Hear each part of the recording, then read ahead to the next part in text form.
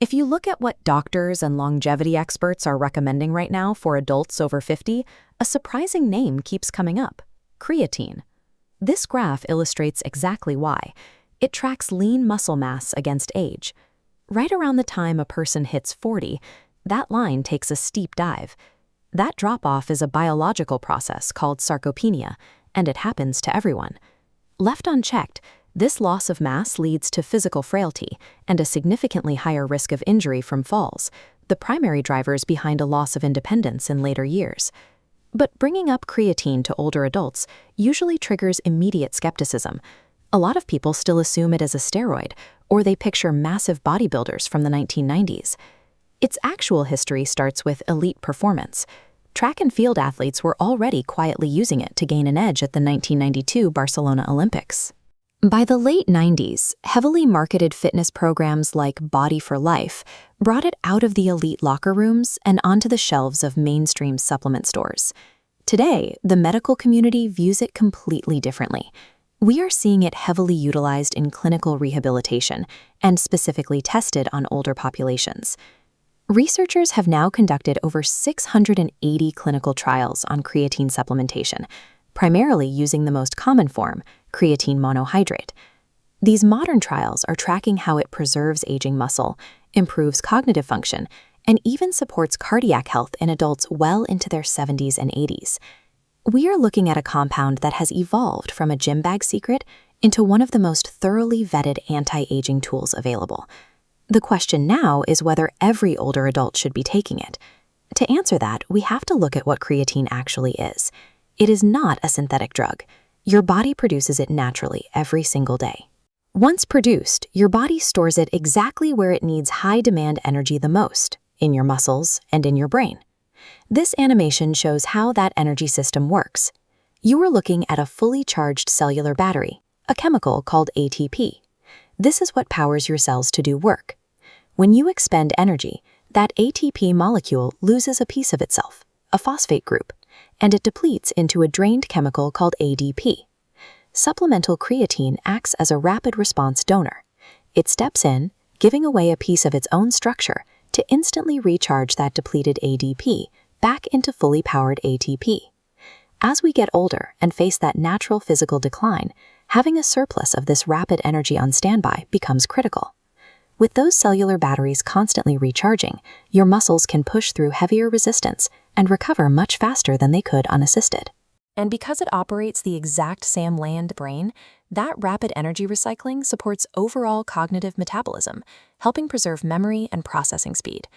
We have a very clear picture of how this battery recharging mechanism functions on a microscopic level.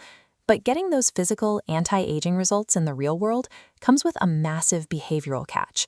If you take a daily dose of creatine and then sit on the couch, you will not preserve a single ounce of muscle. The physical benefits only activate if you are applying mechanical stress. You have to lift weights and do strength training. The supplement gives your cells the energy, but you have to force your muscles to adapt. When adults in their 50s through their 80s successfully combine the supplement with regular weightlifting, clinical trials show clear, measurable improvements in lean mass, total strength, and daily physical function. Beyond the physical changes, researchers are tracking a positive return on investment for the brain, outlining small but measurable improvements in memory and processing speed. Those neurological benefits are especially pronounced in people starting with lower baseline levels, specifically vegans and vegetarians who do not get natural creatine from red meat or fish. There are also emerging benefits for cardiac health. In heart failure patients going through cardiac rehab, creatine appears to improve exercise tolerance and significantly reduce fatigue. We are even seeing early promising signals that it could offer neuroprotective effects for diseases like Alzheimer's, Parkinson's, and Huntington's disease. It provides an incredibly high return on investment for physical and mental longevity. But the absolute cost of admission to get those physical results is a strict commitment to exercise, which brings us to the safety mandates. For anyone carefully managing their health as they age, the immediate question is whether this puts undue stress on your internal organs, specifically your kidneys. To answer that, you need to know about a specific biological byproduct. As your body uses up creatine, it converts it into a waste product called creatinine. This animated diagram shows what causes the medical anomaly. Your kidneys are filtering normally on the left. But because you are taking extra creatine, you generate extra creatine, which throws up red flags on standard blood tests, making it look like your kidneys are stressed. Because of this anomaly, you absolutely must proactively inform your doctor that you are supplementing. They need that context to interpret your lab results correctly. There are also hard medical boundaries. If you already have pre-existing kidney disease, high blood pressure, or diabetes, you must get explicit medical clearance before you start taking it. You also need an acute illness protocol. If you develop a fever or experience vomiting or diarrhea, you need to pause your supplementation immediately until you recover. The reason is physiological. Creatine requires heavy hydration. Taking it while your body is actively dehydrated from an illness places a dangerous and completely unnecessary strain on your kidneys. On a daily basis, the side effects are minor. Some people experience mild stomach upset if they take too much at once, and you will likely see a jump on the scale from water weight stored inside the muscle tissue.